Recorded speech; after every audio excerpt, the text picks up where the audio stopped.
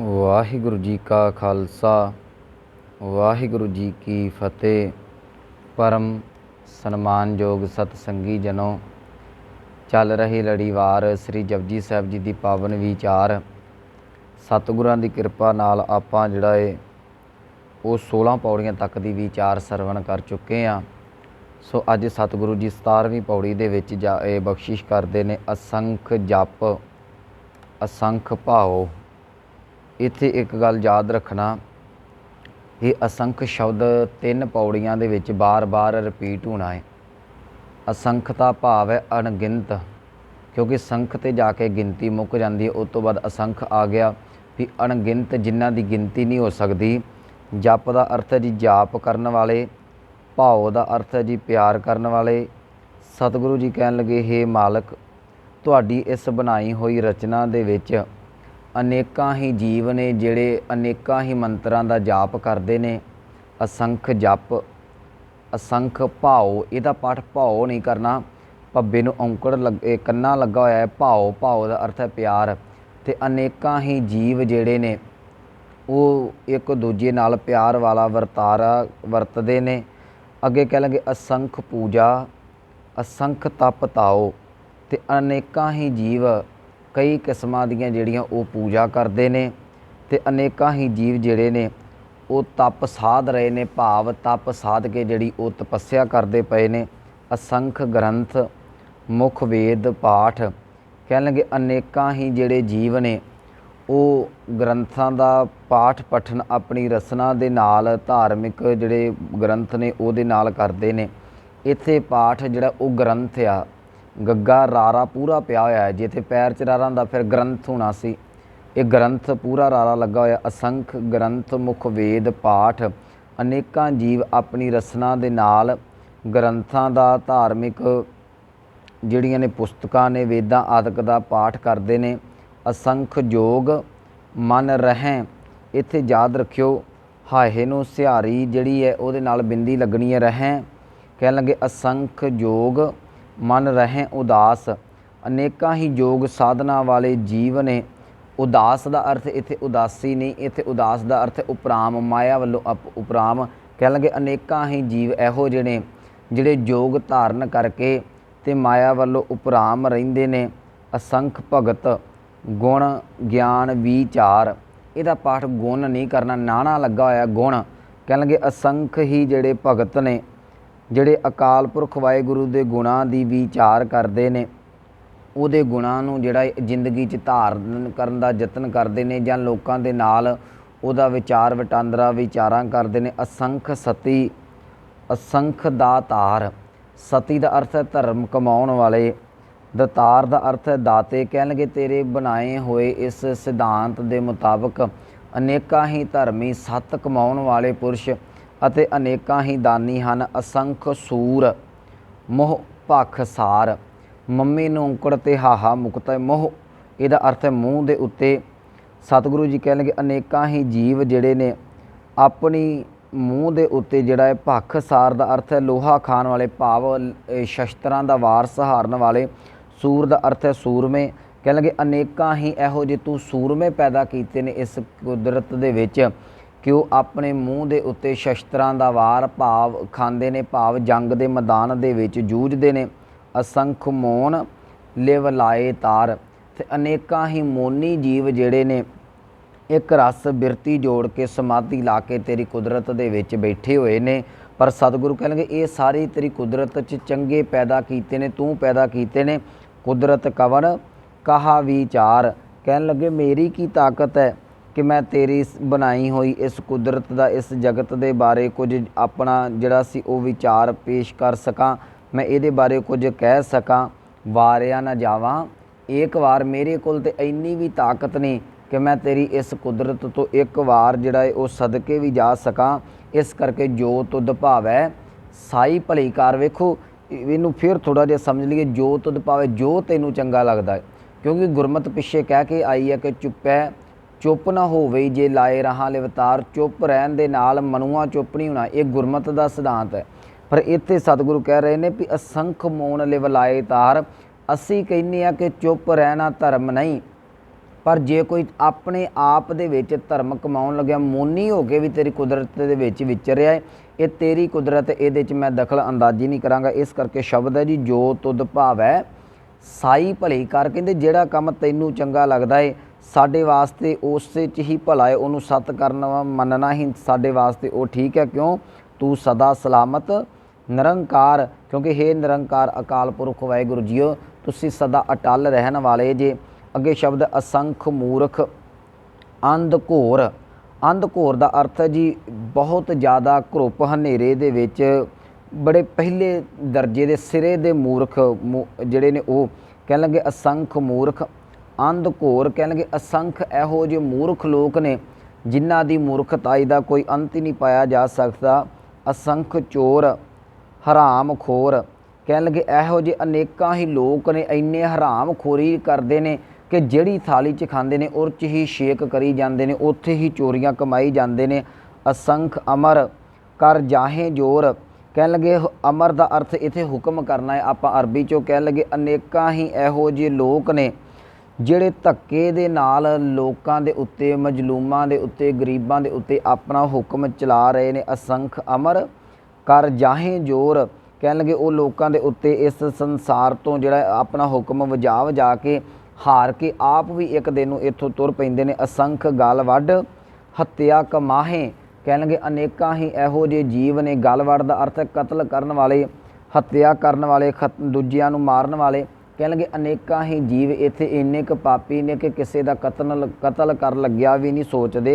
असंख पापी पाप कर जाहे कह लगे अनेकां ही लोग इहो ਜਿਹੇ ने ਜਿਹੜੇ पाप कमाउण लग्या डरदे नहीं, वो पाप कमा कमा के इस दुनिया के उत्तों तुरे जा रहे हैं। असंख कूड़ियार कूड़े फिराहे कूड़ कहंदे ने झूठ नूं। कह लगे अनेकां ही इहो ਜਿਹੇ झूठे लोग ने ਜਿਹੜੇ ਝੂਠ ਦੇ ਵਿੱਚ ਹੀ ਆਪਣੀ ਜ਼ਿੰਦਗੀ ਨੂੰ ਗੁਜ਼ਾਰਦੇ ਪਏ ਨੇ। ਕੂੜੇ ਫਿਰਾਹੇ ਝੂਠ ਦੇ ਵਿੱਚ ਹੀ ਰੁੱਝੇ ਪਏ ਨੇ। ਅਸੰਖ ਮਲੇਸ਼ ਮਲ ਭਖ ਖਾਹੇ ਮਲ ਦਾ ਅਰਥ ਹੁੰਦਾ ਜੀ ਗੰਦਗੀ।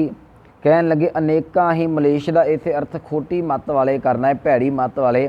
ਅਨੇਕਾਂ ਹੀ ਭੈੜੀ ਮੱਤ ਵਾਲੇ ਜਿਹੜੇ ਜੀਵ ਨੇ ਇੰਨੀ ਕੁ ਭੈੜੀ ਉਹਨਾਂ ਦੀ ਮੱਤ ਹੈ ਕਿ ਹਰ ਵੇਲੇ ਜਿਹੜਾ ਹੈ ਉਹ ਪਰਾਈ ਮੈਲ ਹੀ ਜਿਹੜੀ ਹੈ ਉਹ ਗੰਦਗੀ ਹੀ ਮਾਨੋ ਜਿਹੜੀ ਉਹ ਪਰਾਇਆ ਹੱਕ ਖਾਈ ਜਾਂਦੇ ਨੇ। असंख निंदक सिर करहें भार कह लगे अनेकां ही इहो ਜਿਹੇ ਜਿਹੜੇ निंदक लोग ने वो निंदिया कर करके अपने सिर दे उत्ते भार चुकते पे ने। नानक नीच कह विचार कह लगे हे मालक पता नहीं किन्ने घोर लोग ने ਜਿਹੜੇ इस तरीके दे नाल तेरी बनाई हुई कुदरत दे विच पाप कमा रहे ने। मेरी की ताकत है मैं उन्हां दे बारे कुछ कह सकां। नीच का अर्थ करांगे निमाणा। कह लगे नानक निमाणा विचारा नानक जिहड़ा है वो केवल ते केवल ये जिहड़े तेरे बनाए हुए इस सिद्धांत के मुताबक चलते हैं। तेरी बनाई हुई कुदरत जिहड़े पापी लोग ने उन्हां दे बारे मैं तुछ जी विचार तेरे अगे रखी है। वारिया ना जावा एक वार कह लगे मेरे कोल ते इन्नी भी ताकत नहीं कि मैं तेरे तो एक वार भी सदके हो सका। जो तुद भावै साई भली कार तू सदा सलामत निरंकार। इस करके जो तैनू चंगा लगता। देखो जो असंख जप वाली गल चली उदों भी क्या जे जप करते हैं तां भी तैनू जो चंगे ने मंदे ने तेरी कार। जे इत्थे मूर्ख की गल कही कह लगे जो तुद भावे जिहड़े तैनू चंगे लगते हैं भावें मंदे ने भावें चंगे ने साई भली कर साडे वास्ते उस च ही सत रहना वो चंगी गल है। सानू ओहो ही मंजूर है। तू सदा सलामत निरंकार हे प्रभु जीओ तुसी सदा अटल रहन वाले जे। असंख नाव असंख थाव इहदा पाठ नाव करना है। नाम का अर्थ है जी नाम सत जिवें जगह का नाम हुंदा किसी चीज़ का। सतगुरु कह लगे अनेकां ही इहो ਜਿਹੇ जीव ने जिन्हां दे अनेकां ही नाम ने ते अनेकां ही इहो जिहियां थावां ने जिन्हां दे उत्ते ये जीव जिहड़े ਉਹ ਰਹਿੰਦੇ ਹੋਏ ने कुदरत दे विच। असंख नाव असंख थाव अनेकां ही नावां दे जीव ने ते अनेकां ही थावां दे उत्ते जीव रहिंदे पए ने। अगम अगम असंख लो लो दा अर्थ हुंदा जी भवन। कह लगे असंख ही इहो ਜਿਹੇ भवन ने जिन्हां दे उत्ते मनुख दी अगम दा अर्थ हुंदा जिथों तक पहुंचिया ना जा सके। इहो ਜਿਹੇ अनेकां ही भवन ने जिथों तक साडी जिहड़ी है वो पहुँच कोई नहीं हो सकती। अगे कह लगे असंख कहें सिर भार होए कह लगे हाँ ये गल ठीक है कि परमात्मा की बनाई हुई कुदरत नूं कोई पूर्ण तौर पर बयान नहीं कर सकता। जे कोई परमात्मा की बनाई हुई कुदरत नूं बयान करने वास्ते शब्द आपां चलो असंख वरत्या है, असंख आख भी देने आ, सतगुरु कहणगे वो भी सिर ते भार चुकण वाली गल है। इहदा भाव ये कि असंख शब्द वरत के असी तेरी कुदरत दे विच वरत रहे चंगे ते माड़े जीवां दी गल कर रहे हैं, पर असंख शब्द कहना भी काफ़ी नहीं हैगा। असंख दे विच भी मुकम्मल तौर पर जिहड़ा वो परमात्मा दे बारे बयान नहीं किया जा सकता। अगे कहन लगे असंख कहें सिर भार होए, जिहड़े असंख कह के तेरी विचार करते हैं वो भी मानो सिर ते भार चुक रहे ने। अगे सतगुरु कहन लगे अखरी नाम अखरी सा लाहा, कहते तेरी इस बनाई हुई कुदरत दे विच जिहड़ा है उहदी वाकिफियत रखण वास्ते किसी दे नाल गलबात करन वास्ते सानूं अखरां दी लोड़ पैंदी है। देखो असी शब्द बोलते हैं, मैं बोल रहा, ये भी अखरां दे मुताबक ही विच ही बोलिया जा रहा है। कह लगे परमात्मा का नाम भी अखरां दे विच ही जपिया जाता है, तो परमात्मा की सिफत भी अखरां दे लाही सा लाहा का अर्थ है उहदी वडियाई, उहदी सिफतो सलौता भी अखरां दे राही ही की जाती है। अखरी ज्ञान गीत गुण गाहा, परमात्मा के घर की ज्ञान की विचार भी अखरां दे राही की जाती है। उहदे गुणां नूं जिहड़ा है उहदे नाल वाकफियत भी, गाह का अर्थ है वाकफियत करनी, उहदे नाल जिहड़ा लेखा जोखा करना जां उहदे गुणां दी विचार करनी, उहदे गुणां दे गीत गाउने, उहदी सिफत सलाह करनी।